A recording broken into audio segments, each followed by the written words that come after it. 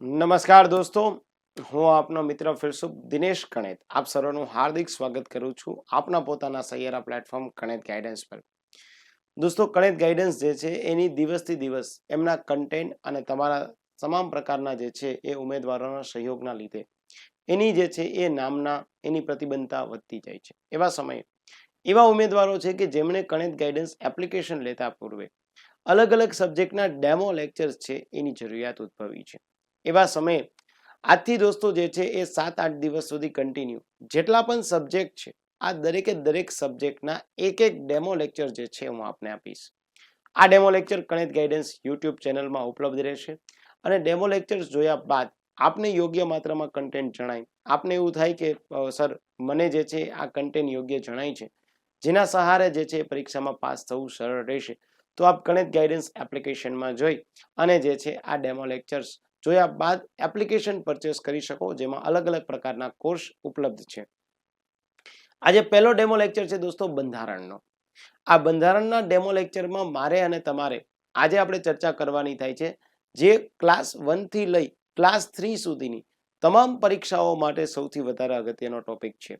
એ topic એટલે બંધારણીય સંસ્થાઓ, બંધારણીય વિવિધ પદ. આ બંધારણીય સંસ્થાઓમાં દોસ્તો આપણે એજીઆઈ નું પદ યાની કે એટર્ની જનરલ ઓફ ઇન્ડિયા, એની સાથે સાથે દોસ્તો જે છે એ આપણે ત્યાં કેગ નું પદ, એની સાથે સાથે યુપીએસસી છે, ચૂંટણી પંચ છે યાની કે કોન્સ્ટિટ્યુટ બોડી, અને એમાં સૌથી વધારે અગત્યનું ચૂંટણી પંચ, જેની ચર્ચાઓ આપણે આજે ડેમો લેક્ચરના સ્વરૂપમાં કરવાની છે, જેના ક્વેશ્ચન સૌથી વધારે પૂછાય છે. લેક્ચરના અંતે દોસ્તો આપણે આ બેન્ચ, આ કોર્સ કેવી રીતે પરચેસ કરવો તેની ચર્ચાઓ કરશું. તો આજે આપણે જોઈએ છીએ દોસ્તો બંધારણીય સંસ્થાઓ ડેમો લેક્ચર સ્વરૂપમાં. થેન્ક યુ વેરી મચ દોસ્તો. આપને યોગ્ય કન્ટેન્ટ જણાય તો જરૂરથી અન્ય વ્યક્તિ સુધી પહોંચાડજો. દોસ્તો જે છે એ આપણે બંધારણના કોર્સમાં અલગ અલગ પ્રકારની જે પરીક્ષાઓ છે એ પરીક્ષાઓને જે છે એ ધ્યાનમાં રાખી જે છે એ આપણી કોન્સ્ટેબલથી લઈ અને એસટીએ અથવા તો ક્લાસ 1-2ની બધી પરીક્ષાઓમાં જે કન્સર્ન ટોપિક છે એ ટોપિકનું જે છે એ આપણે મટીરિયલ, એ ટોપિકના લેક્ચર જે છે મને એપ્લિકેશનમાં મેં આપણે મૂકી દીધા છે. એક ટોપિકની ઘણી બધી આતુરતાથી આપ રાહ જોતા હતા અને ટોપિક દરેક પરીક્ષાઓ માટે ઉપયોગી થાય છે દોસ્તો. એટલે એ ટોપિક કયો છે દોસ્તો? તો કે જેનું નામ છે દોસ્તો બંધારણીય, ગેરબંધારણીય અને વૈધાનિક સંસ્થાઓ. અમુક સંસ્થા બંધારણીય હશે, અમુક સંસ્થાઓ જે છે એ ગેરબંધારણીય હશે અને અમુક સંસ્થાઓ જે છે એ કેવી હશે તો કે વૈધાનિક હશે દોસ્તો. હવે ક્વેશ્ચન એ થાય કે સર આ ત્રણેયને કેવી રીતે આપણે સમજી શકીએ? ઓકે, પહેલી વસ્તુ એ સમજો કે બંધારણીય સંસ્થાનો ચોખ્ખો મિનિંગ એવો થાય છે કે દોસ્તો જેનો ઉલ્લેખ બંધારણમાં છે, જેનો ઉલ્લેખ બંધારણમાં જોવા મળતો હોય એને કેવી સંસ્થા કહેવાય? બંધારણીય સંસ્થા કહેવાય. ફોર એન એક્ઝામ્પલ તરીકે ભાઈ આપણે એવું કહી શકીએ કે બંધારણીય પદ એટલે શું? તો કે બંધારણીય પદ એટલે આપણે અહીં નામ યાદ રાખી શકીએ આર્ટિકલ 76 યાની કે એજીઆઈ. આ પદનો તો ઉલ્લેખ છે જ, તો આ પદ કેવું કહેવાશે દોસ્તો? બંધારણીય પદ કહેવાશે, હે ને? આપણે ત્યાં જે છે એ આર્ટિકલ આપેલો છે 148, એમાં લખેલું છે CAG, કોમ્પ્ટ્રોલર and auditor general of India. પદ કેવું થઈ જશે દોસ્તો? CAG યાની કે બંધારણીય પદ થઈ જશે, બંધારણીય સંસ્થા થઈ જશે. આપણે નામ આપીએ છીએ 280 સેન્ટ્રલ ફાઇનાન્સ કમિશન, કેન્દ્રીય નાણાં પંચ. સંસ્થા કેવી થઈ જશે? બંધારણીય સંસ્થા થઈ જાય.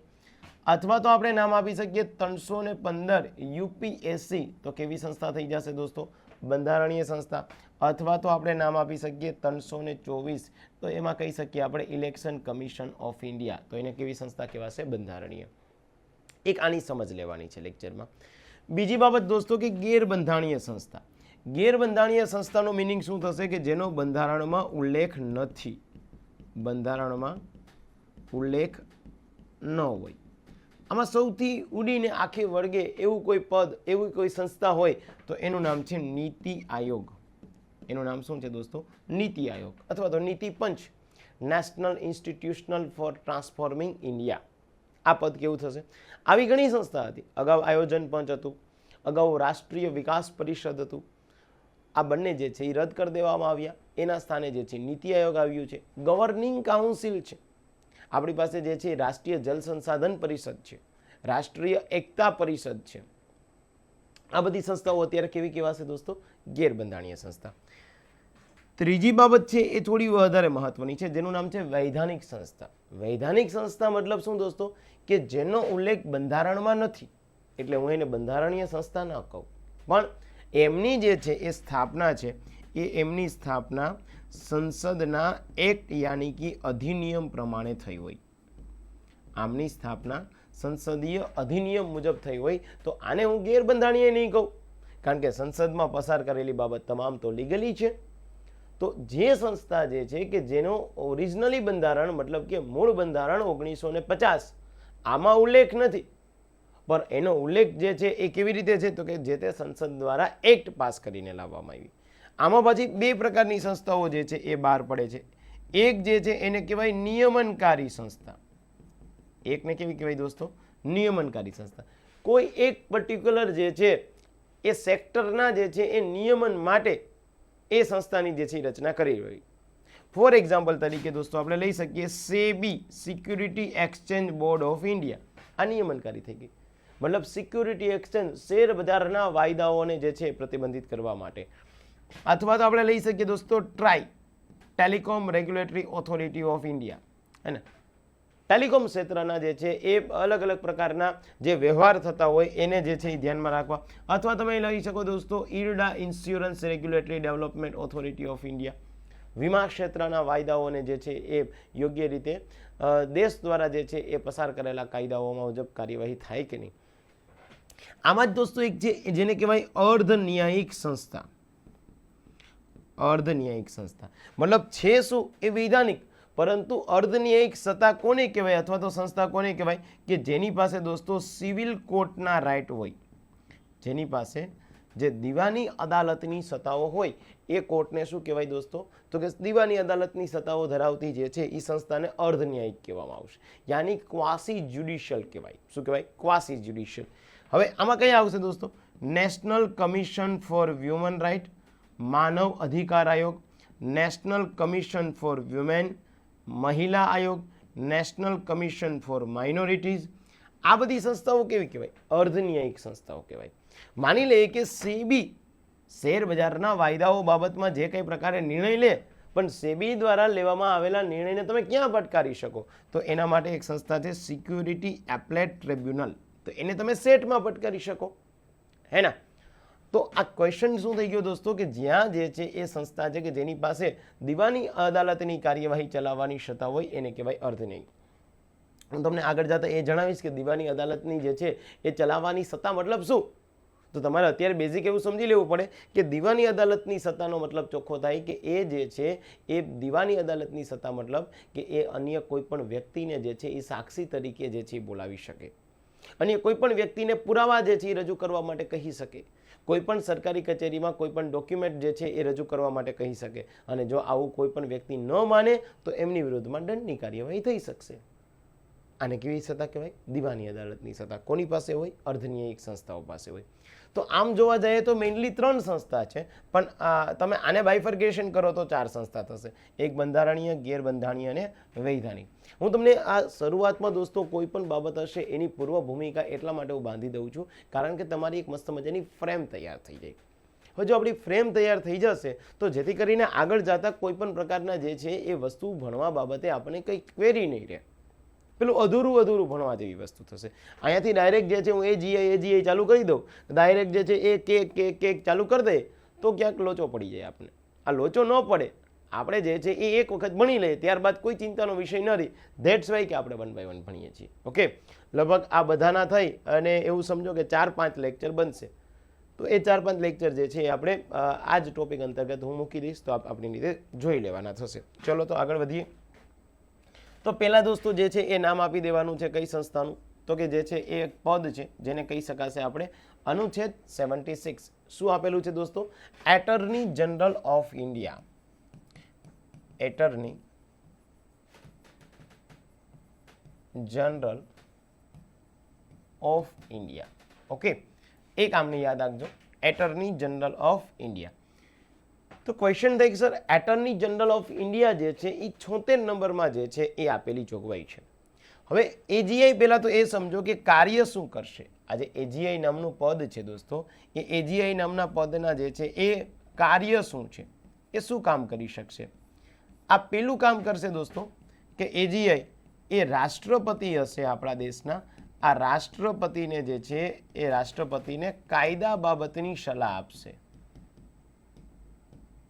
રાષ્ટ્રપતિને કાયદા બાબતની સલાહ આપશે. એક આ યાદ રાખજો. બીજું, આ એજીઆઈ જે છે એ સંસદમાં સંસદીય કાર્યવાહીમાં ભાગ લઈ શકે, ચર્ચા કરી શકે, ઓકે, અને સલાહ પણ આપી શકે. સંસદીય સભ્ય ન હોવા છતાં પણ એ આવું કરી શકે. ત્રીજી બાબત છે કે કોઈ પણ કોર્ટમાં ભારત સરકારના પક્ષકાર બની શકે.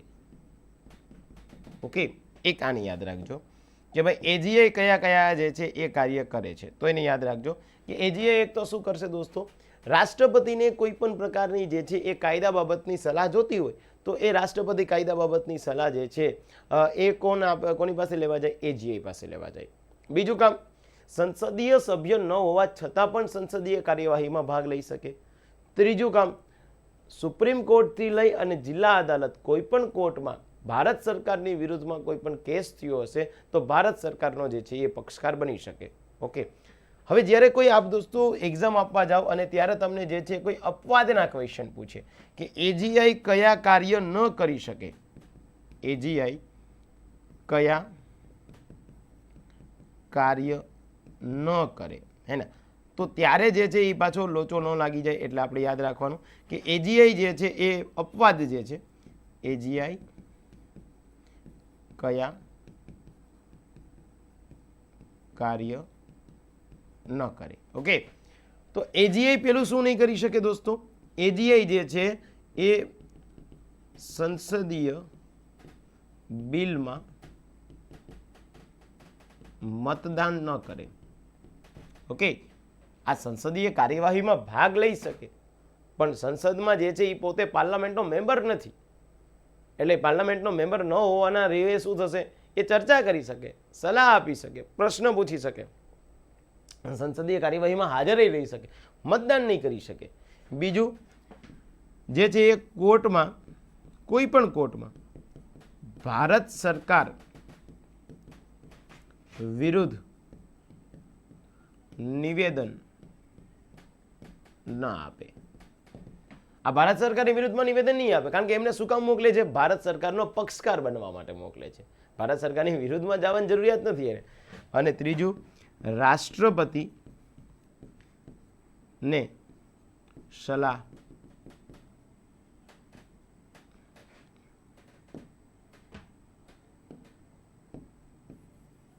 રાષ્ટ્રપતિ સલાહ માનવા બંધાયેલા નથી. ઓકે, આ રાષ્ટ્રપતિ જે છે એમની સલાહ માનવા બંધાયેલા નથી, એમની પાસે સલાહ લેશે. ઓકે, ચલો ભાઈ આવું કરવાનું થાય છે, જી સર, પણ કદાચ રાષ્ટ્રપતિ કહે ખરી કે ના ભાઈ હું તમારી સલાહ ન માનું. તમને એમ થાય કે સર આટલું બધું છે તો આ એજીઆઈ જે છે એ એજીઆઈની લાયકાત શું હોઈ શકે? માની લે કે દોસ્તો જે છે એ આ એજીઆઈ છે એ એજીઆઈ શું લાયકાત ધરાવે છે, મતલબ કે કયો વ્યક્તિ જે છે એ એજીઆઈ બની શકે? આવા જો આપણને ક્વેશ્ચન આવી જાય તો દોસ્તો આપણે યાદ રાખવું પડે કે એજીઆઈ માટે પહેલાં એક તો લાયકાત હોવી જોઈએ કે હાઈકોર્ટમાં જે છે એ 5 વર્ષ જે છે એ જજ રહેવા જોઈએ અથવા હાઈકોર્ટમાં જે છે એ 10 વર્ષ જે છે એ વકીલ રહેવા જોઈએ. અને છે રાષ્ટ્રપતિના મતે જે છે એ રાષ્ટ્રપતિના મતે ધારાશાસ્ત્રી રહેવા જોઈએ. ઓકે, રાષ્ટ્રપતિના મતે ધારાશાસ્ત્રી મતલબ શું દોસ્તો? લીગલ જે છે એ એક્સપર્ટ હોવા જોઈએ, કાયદાકીય જે છે નિષ્ણાત હોવા જોઈએ. જો આટલી બાબત હોય તો જે છે એ કોઈ વ્યક્તિ એજીઆઈ બની શકે. આઈધર તો 5 વર્ષ જજ અથવા તો 10 વર્ષ વકીલ. ક્યાં? તો કે દોસ્તો જે છે એ હાઈકોર્ટમાં. એની સાથે સાથે બેમાંથી એક આ હોવું જોઈએ અને એની જોડે જોડે શું હોવું જોઈએ? તો કે રાષ્ટ્રપતિના મતે કાયદા નિષ્ણાત હોવા જોઈએ. આ બેઝિક જે છે એ તમારો પરફોર્મા થઈ ગયો શેનો? એજીઆઈનો. હજી એજીઆઈ પૂરું નથી થયું. ઓકે, હવે સમજો દોસ્તો કે ભાઈ આ એજીઆઈ છે દોસ્તો એની પાસે આટલા મોટા કામ છે, હે ને, કે જે છે એ વ્યક્તિ ક્યાં જઈ શકે છે દોસ્તો? તો કે ભાઈ કોઈ પણ કોર્ટમાં ભારત સરકારના પક્ષકાર રહી શકે. એ વ્યક્તિ શું કરી શકે છે? તો કે એ વ્યક્તિ જે છે એ રાષ્ટ્રપતિને કાયદા બાબતની સલાહ આપી શકે. ત્રીજું, એ વ્યક્તિ જે છે એ શું કરી શકે? તો કે ભાઈ જે છે એ સંસદીય કાર્યવાહીમાં ભાગ લઈ શકે. તો આ બિચારો એક વ્યક્તિ બધે કેમ પહોંચી વળશે? આ એક વ્યક્તિ તો બધે પહોંચી ન વળે. તો એના માટે શું છે? તો કે આ એજીઆઈ છે દોસ્તો, આ એજીઆઈને મદદ માટે અન્ય વ્યક્તિ, એજીઆઈને મદદ માટે અન્ય વ્યક્તિ એ કોણ હશે એ જોઈ લઈએ આપણે.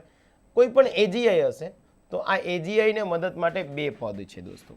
ઓકે, એજીઆઈને મદદ માટે જે છે એક પદ જે છે જેને કહેવામાં આવશે સોલિસિટર જનરલ. એકને શું કહેવાય? Solicitor general of India. બીજાને કહેવામાં આવશે additional solicitor general of India. શું કહેવાશે? Solicitor general of India. એ કોને મદદ કરશે દોસ્તો? તો કે ભાઈ જે છે એ આપણા દેશમાં એજીઆઈને જે છે મદદ કરશે. અચ્છા, એજીઆઈમાં જે છે એ તમારે કદાચ ગુજરાતી નામ લખવું હોય તો યાદ રાખજો, મહાન્યાયવાદી. અને શું કહેવાય? એજીઆઈ, મહાન્યાયવાદી. આવું પૂછે નહીં, પણ કદાચ મે બી જે છે એ આપણે એજીઆઈ ન લખે અને ત્યાં જે છે એ મહાન્યાયવાદી લખે તો આપ કંઈ ભૂલ કરતા નહીં. ઓકે, અને એક બીજું જે છે એ અહીંયા મહાધિવક્તા. મહાધિવક્તા. ઓકે, અને આને કહેવામાં આવશે અધિક મહાધિવક્તા. મહાધિવક્તા. ઓકે, હવે એક એ બાબત તમારી યાદ રાખજો કે કોઈ પણ એજીઆઈ હશે. ઓકે, એજીઆઈ કોઈ પણ વ્યક્તિ એક જ હશે. એજીઆઈ કોઈ પણ વ્યક્તિ એક જ હશે. ફોર એન એક્ઝામ્પલ તરીકે આપણા દેશમાં જે પ્રથમ જે એજીઆઈ હતા એનું નામ છે MC સેતલવાડ. આપણા દેશના પ્રથમ જે એજીઆઈ હતા એનું નામ શું છે? MC સેતલવાડ. અને અત્યારે જે છે વર્તમાનમાં 2024માં એનું નામ છે કે વેંકટ રામાણી. કે વેંકટ રામાણી. ઓકે, લખાશે? નહીં લખાય, ચલો કોઈ બાબત નથી. કે વેંકટ રામાણી. ઓકે, એક આને યાદ રાખજો. હવે જ્યારે સોલિસિટર જનરલ હશે એ શું કરશે? આને મદદ કરશે. એડિશનલ સોલિસિટર જનરલ શું કરશે? આને મદદ કરશે. સોલિસિટર જનરલ દોસ્તો કોઈ વ્યક્તિ એક જ હશે, જેમ ત્યાં એક વ્યક્તિ છે. એડિશનલ સોલિસિટર જનરલ જે છે એ એક કરતા વધારે હશે. હવે જે વ્યક્તિ ફર્સ્ટ આપણા દેશના જે છે સોલિસિટર જનરલ હતા પ્રથમ, એનું નામ છે CK દફતરી. એનું નામ શું હતું? CK દફતરી. ડીવાયએસઓમાં પ્રશ્ન પૂછાયેલો, દેશના પ્રથમ સોલિસિટર જનરલ કોણ? તો આપણે શું લખવાનું થાય? CK દફતરી.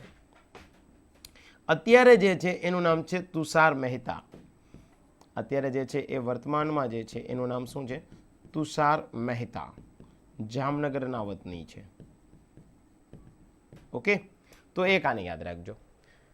હવે આમને જે છે યાદ રાખવાની કોઈ જરૂરિયાત છે નહીં, બીકોઝ એક કરતાં વધારે છે. બટ અહીંયા તમારે એક નોટ મેન્શન કરવાની છે દોસ્તો કે ભાઈ નોટ એવી છે કે ભાઈ આ એજીઆઈ, ઓકે, અને તેને મદદ કરનાર સોલિસિટર અને એડિશનલ સોલિસિટર, આમના વચ્ચે તફાવત શું છે એ યાદ રાખવાનું છે. ક્વેશ્ચન આ છે.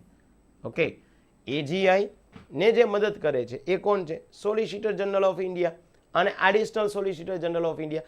આ બંને વચ્ચે શું તફાવત છે? જો મારી પાસે તો સ્લાઇડ હોય એટલે હું મજા આવે એમ ચિત્રામણા કરું છું. તમારે તમારી નોટ્સમાં મસ્ત મજાની રીતે લખવાનું છે, હે ને? હું આવી રીતે જે છે અહીંયા કાર્યો લખી દઉં છું, અહીંયા જે છે એના અપવાદ લખી દઉં. તો ભાઈ તમારે જે છે લાયકાત એની નીચે લખવાની. હો, પછી આ જે છે એ હું તમને લખી દેતો હોય કે ભાઈ એજીઆઈને મદદ કરવા, તો એની નીચે લખવાનું, ચિત્રામણા નહીં કરવાના. ઓકે, એજીઆઈને મદદ કરનાર જે છે સોલિસિટર અને એડિશનલ સોલિસિટર, આ એજીઆઈ છે દોસ્તો, આ બંધારણીય પદ છે. આ યાદ રાખજો, આ પદ કેવું છે? બંધારણીય પદ. અને જે છે એ સોલિસિટર અને એડિશનલ સોલિસિટર છે દોસ્તો, આ સોલિસિટર અને એડિશનલ સોલિસિટર, આ પદ જે છે એ ગેરબંધારણીય પદ છે. આ પદ કેવા છે? ગેરબંધારણીય છે. એક આ તફાવત થઈ ગયો. ઓકે, બીકોઝ 76 નંબરમાં તો લખ્યું છે AGI, additional solicitor general. Solicitor general માટે કોઈ પણ પ્રકારની જે છે એ ગતિવિધિઓ લખી નથી, બીજું એક એ જે છે એ બીજું આનો જે તફાવત એ છે કે એજીઆઈના જે છે એ મુદત રાષ્ટ્રપતિ, આની મુદત રાષ્ટ્રપતિની ઈચ્છા અનુસાર હોય. એના આ કેટલા વર્ષ સુધી રહેશે? આમ તો જનરલી એમની વર્ષ છે એ 65 છે, પણ તમે ઘણીવાર ક્યાંક વાંચતા હશો 6 65 5 62, એવું આમના કેસમાં નહીં થાય. ઓકે, અને બીજું કે આ બંને પદ છે આની મુદત કેટલા વર્ષ છે દોસ્તો? તો કે આમની મુદત જે છે એ 3 વર્ષ છે. સોલિસિટર, એડિશનલ સોલિસિટર 3 વર્ષ માટે જ આવે. હા, એમની રીઅપોઇન્ટ થઈ શકશે, એમની રીઅપોઇન્ટ થઈ શકે. અત્યારે તુષાર મહેતા જે છે એ બીજી ટર્મ માટે આવ્યા છે, તો એ બંને થઈ શકશે. જ્યારે આમના પદની મુદત કેટલી હોઈ શકે દોસ્તો? તો કે રાષ્ટ્રપતિની ઈચ્છા અનુસાર હોઈ શકે. મતલબ મેક્સ તો 65 છે, પણ પેલું 6 વર્ષ 5 વર્ષ 3 વર્ષ 2 વર્ષ એવું આમના કેસમાં નહીં થાય. એ તમારે યાદ રાખવાનું થાય. ઓકે છે, ચલો તો એક આ મુદ્દો ક્લિયર થઈ ગયો. આ બધા ક્વેશ્ચન જ છે દોસ્તો. એજીઆઈના કાર્યો, એજીઆઈના કાર્યો કયા ન કરે, એજીઆઈની લાયકાત શું છે, એની જોડે જોડે જે છે એજીઆઈને મદદ કરનાર અન્ય જે છે એ વ્યક્તિઓ કયા છે, ફર્સ્ટ એજીઆઈ કોણ, અત્યારના કોણ, ફર્સ્ટ સોલિસિટર, અત્યારના સોલિસિટર, આટલું તમને આવડવું જોઈએ. હજી આનાથી વિશેષ આપણે ચર્ચા કરીએ. જો 76 નંબર જે છે એ 76 નંબરમાં શું આપેલું છે દોસ્તો? AGI, attorney general of India.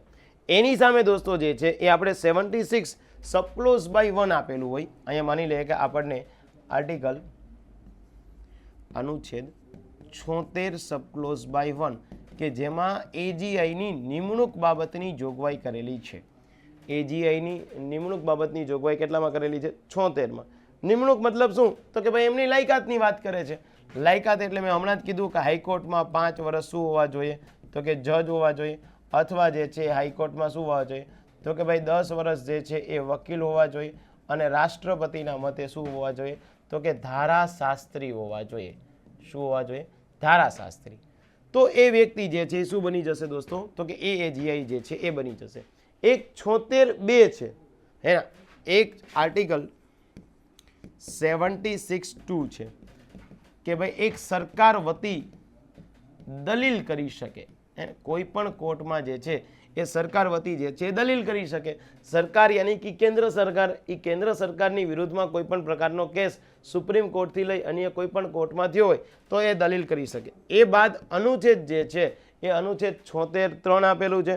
તો કે ભાઈ કોઈ પણ જે છે એ 76(3) એટલે કે કોર્ટમાં ભારત સરકારનો પક્ષકાર બની શકે. ઓકે, ભારત સરકારના પક્ષકાર બની શકે. આ 3 તો મેં તમને નવા કીધા છે. પણ એક બીજી બાબત નવી કહું છું જે એક્ઝામમાં વારંવાર પૂછાય છે. જો મેં અહીં લખ્યું છે, મેં શું લખ્યું છે કે જે છે એ સંસદીય બિલમાં મતદાન ન કરી શકે. એના તો ક્વેશ્ચન એવો આવે કે ભાઈ આ એજીઆઈ છે એ એજીઆઈ કોઈ પણ કોર્ટમાં જઈ શકે છે, પરંતુ એ કોર્ટમાં જે છે એ જઈ શકે છે સરકારની વિરુદ્ધમાં જે છે એ કોઈ પણ પ્રકારનું બોલી ન શકે, નિવેદન આપી ન શકે. એ રીતે સંસદમાં જઈ શકે પણ સંસદમાં મતદાન ન કરી શકે. તો આવો આર્ટિકલ જે છે એ 88 નંબરમાં લખેલું છે કે એજીઆઈ જે છે એ સંસદીય બિલમાં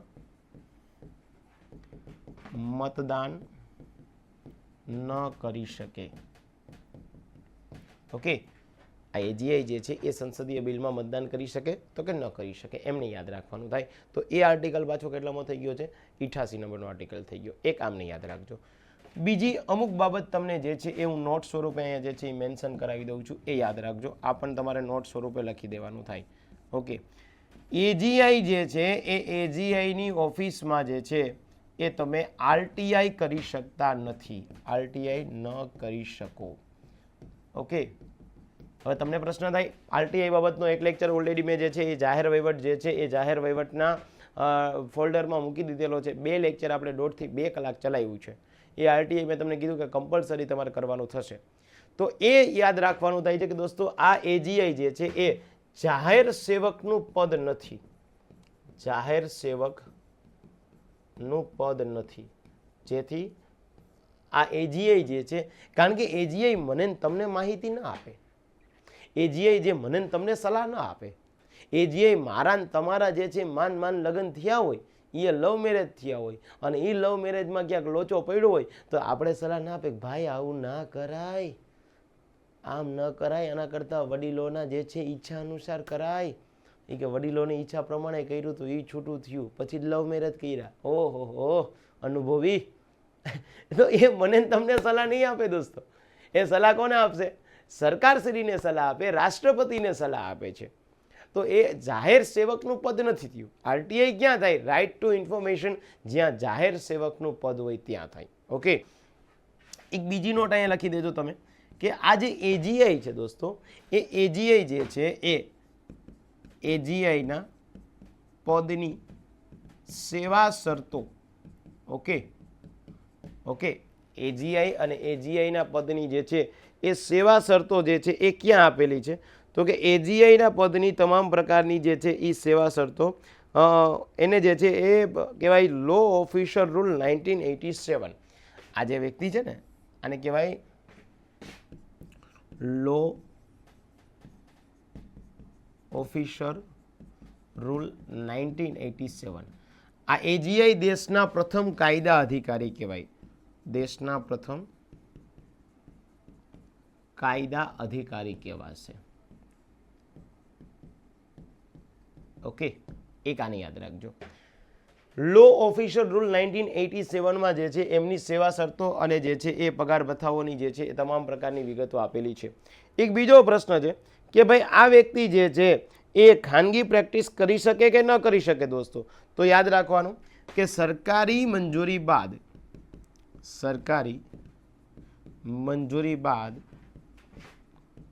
ખાનગી પ્રેક્ટિસ કરી શકે. તમને થાય કે સર એકાદું ઉદાહરણ મળી જાય તો અમારી લાઈફમાં જે છે ઝીંગાલાલા થતું જાય. હા, ઓફકોર્સ થતું જાય દોસ્તો. એક વ્યક્તિ હતા કે જે મનમોહનસિંહ જ્યારે હતા આપણા દેશના પીએમ, ત્યારે એમની ગવર્મેન્ટમાં એજીઆઈ હતા, મુકુલ રોહતગી સાહેબ. એના આ મુકુલ રોહતગી સાહેબ એટલે એ તો એજીઆઈ રહી ગયા છે, એટર્ની જનરલ ઓફ ઇન્ડિયા રહી ગયા છે. તમે નામ સાંભળ્યું છે દોસ્તો? આજથી 3-4 વર્ષ પહેલા જ્યારે શાહરૂખ ખાન અને શાહરૂખ ખાનનો છોકરો એટલે કે આર્યન ખાન જે છે એ એની ઉપર આરોપ લગાડ્યો હતો કે ભાઈ એમને ડ્રગ લીધા પછી એમને જેલમાં પૂરવામાં આવ્યો અને 28 દિવસ પછી જે છે એને બેલ મળ્યા. તો શાહરૂખ ખાને જે છે એ આ મુકુલ રોહતગી જે છે એ સાહેબને જે હાયર કર્યા હતા કે ભાઈ મારા છોકરાને તમે સારી રીતે જે છે બચાવ પ્રક્રિયાઓમાં દલીલ કરો. તો મુકુલ રોહતગી સાહેબ તો જે તે વખતેના જે છે એજીઆઈ હતા. તો એ તો હવે શાહરૂખ ખાન જે છે એ શાહરૂખ ખાન વતી જે છે એ દલીલ કરવા ગયા અને છોકરાને જે છે એ બેલ અપાવ્યા.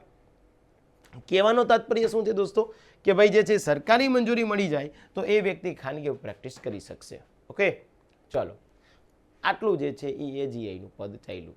હવે પછી એજીઆઈ બાબતે તમારે કોઈ ક્વેશ્ચન જે છે એ લેવાની જરૂરિયાત નથી, બીકોઝ એજીઆઈની જેટલી બાબત છે બધી જ આપણે લઈ લીધી છે, બધી જ તમે તમારી બુકમાં મેન્શન કરી દીધી. હવે તમારે શું કરવાનું થાય? કદાચ મેં માની લે કે દોસ્તો આ લેક્ચર જે છે એ પૂર્ણ થયા બાદ આજથી 2 મહિના પછી અહીંયા આ પદ ક્યારેય ચેન્જ નથી થવાનું. પ્રથમ વ્યક્તિ તો MC સેતલવાળા જ રહેવાના છે. તમે તમારો મુનો તૈયારી કરતો હોય છે ને તો એ જ રહેવાનો છે. એને અહીંયા જે છે એ ચેન્જ થઈ જાય તો આ વર્તમાનમાં જે છે એ ચેન્જ કરી દેવાનું. અને એ તો હું તમને ટેલિગ્રામના માધ્યમથી, વોટ્સઅપના માધ્યમથી, અન્ય માધ્યમથી જે છે કહેતો જ રહેતો હોય, અથવા તો કરંટ અફેર્સમાં જ્યારે આપણે મંથ વાઇઝ જે છે એ લેક્ચર મૂકીએ છીએ, એ મંથ વાઇઝ કરંટ અફેર્સમાં મહત્વની નિમણૂક લઈ લઈએ છીએ, તો ત્યારે હું તમને કહી દઉં છું. અત્યારે આ વ્યક્તિ છે. ઓકે, અત્યારે અહીંયા જે છે તુષાર મહેતા સાહેબ છે એ જ્યારે ચેન્જ થાય તો આપણે જોઈ લેવાનું થાય. એક આ પદ છે, આવડી જશે હવે. ઓકે, ચલો હવે બીજી આવી એક પદ જે છે એ લઈ લઈએ છીએ આપણે કે જે છે આના પછીનું પદ જે છે એ કયું છે? તો કે કેગ. ઓકે, તો એ બાબત સમજી લઈએ કે હવે કેગ શું છે. ઓકે, તો દોસ્તો આપણે વાત એ કરી કે ભાઈ એજીઆઈ, ઓકે, એક જે છે એ આપણે બંધારણીય સંસ્થાઓ અંતર્ગત અથવા તો બંધારણીય પદ અંતર્ગત પેલું પદ આપણે જોયું, જેની વાત કરી હતી આપણે એજીઆઈ. હવે આવું જ એક બીજું જે છે એ બંધારણીય પદ આપણે ચેક કરવાનું થાય છે દોસ્તો. એની તમામ પ્રકારની જોગવાઈ પરીક્ષાલક્ષી આપણે યાદ રાખવાની થાય છે, યાની કે કેગ. ઓકે, પહેલાં એક તો કેગનું ફૂલ ફોર્મ જોઈ લઈએ કારણ કે થોડું અપટ્ટું છે. કોમ્પ્ટ્રોલર એન્ડ ઓડિટર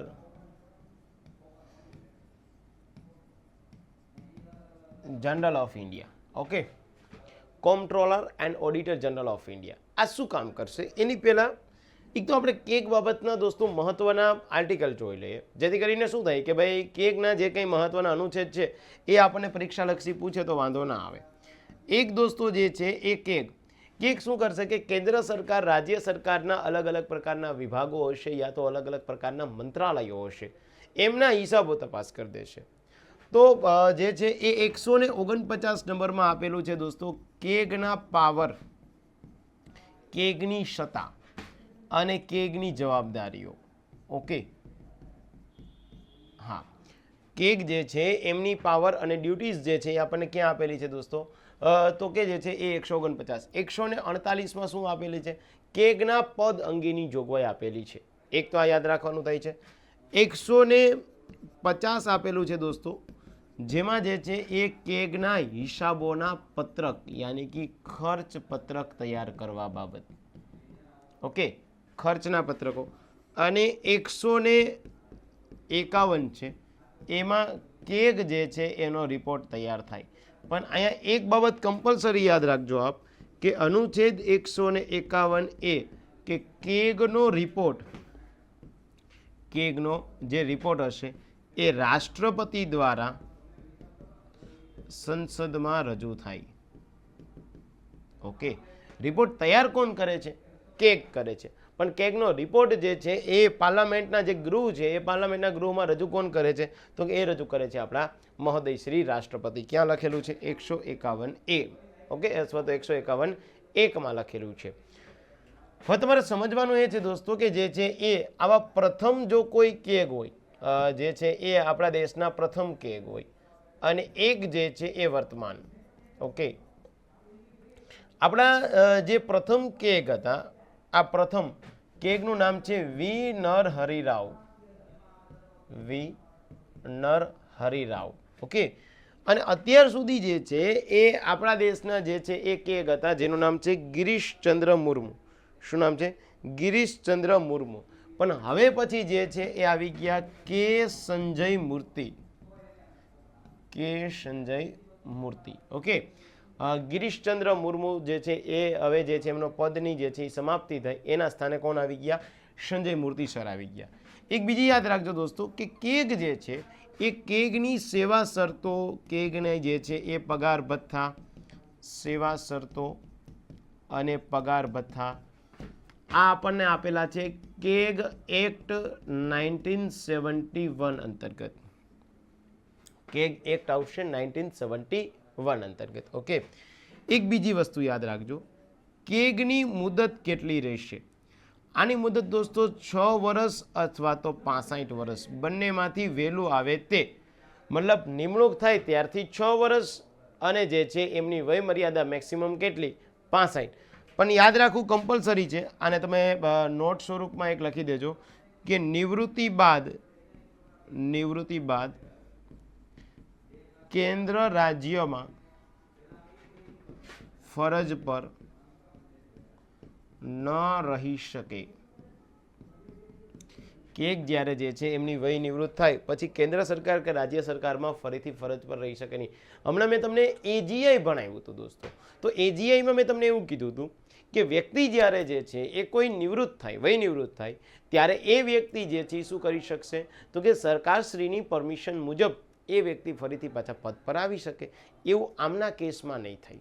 ઓકે, તો એક તમારે કેગ બાબતે આ યાદ રાખવાનું થાય છે. ઓકે, હવે બે કોન્સેપ્ટ જે છે આ તમને ક્લાસ 3 સુધી કામ આવશે, પણ જીપીએસસી માટે હું તમને બે કોન્સેપ્ટ આપું. 1900 જે છે એ 76માં દોસ્તો એક વ્યક્તિ સામે આવ્યા હતા. આ 1976માં વ્યક્તિ આવ્યા હતા સામે, જેનું નામ છે પોલ એપલબાય. ઓકે, આ પોલ એપલબાય કોન્સેપ્ટ આપ્યો છે દોસ્તો, જેને કહેવામાં આવશે આ પોલ એપલબાયનો કોન્સેપ્ટ. એમાં એક એમણે કીધું હતું અકાઉન્ટિંગ. ઓકે, અને એક જે છે એ એમણે કીધું હતું ઓડિટિંગ. તો તમને પ્રશ્ન થાય સર અકાઉન્ટિંગ એન્ડ ઓડિટિંગ એ તો અમે કોમર્સ વાળા ભણ્યા છે. ના મુના, કોમર્સ વાળા ભણ્યા એવું ના હોય હે ને. અકાઉન્ટિંગ એન્ડ ઓડિટિંગ વચ્ચે તફાવત શું છે પરીક્ષાના સંદર્ભમાં? તો પહેલો તફાવત દોસ્તો એ છે કે આ જે અકાઉન્ટિંગ, જે ખર્ચ કર્યો તે યોગ્ય કે નહીં, આને શું કહેવાય? અકાઉન્ટિંગ. ઓકે. પછી જ્યાં ખર્ચ કરવાનું પ્રાવધાન, જ્યાં ખર્ચ કરવાનું પ્રાવધાન ત્યાં જ ખર્ચ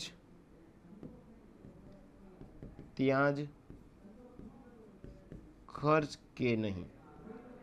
મતલબ શું? જો સમજો, આપણે ત્યાં કોઈ બજેટ આવ્યું છે અને બજેટમાં 50,000 કરોડ રૂપિયા આપણે ડિફેન્સ મિનિસ્ટ્રીને આપ્યા, તો એક વર્ષ બાદ જે છે એ ચેક થાય કે ભાઈ તમને ડિફેન્સ મિનિસ્ટ્રીએ જે છે એ 50,000 રૂપિયા તમે ખર્ચ કર્યો છે, તો આ 50,000 કરોડમાંથી કોઈ ભ્રષ્ટાચાર તો નથી થયો ને? આ જે ચેક કરવામાં આવશે દોસ્તો, આને શું કહેવામાં આવશે? તો કે જે છે એ અકાઉન્ટિંગ. જે ખર્ચ કર્યો એ યોગ્ય કે યોગ્ય? બજેટમાં તમને 50,000 કરોડ ડિફેન્સ મિનિસ્ટ્રીને આપવામાં આવ્યા, આ યોગ્ય છે કે યોગ્ય છે? બીજું, ઓડિટિંગ. મતલબ 50,000 કરોડ રૂપિયા આપ્યા હતા, પણ એમાંથી સ્પેશિયલી કીધું હતું કે તમે 10,000 કરોડ રૂપિયાના તો ડિફેન્સના ઇક્વિપમેન્ટ પરચેસ કરજો.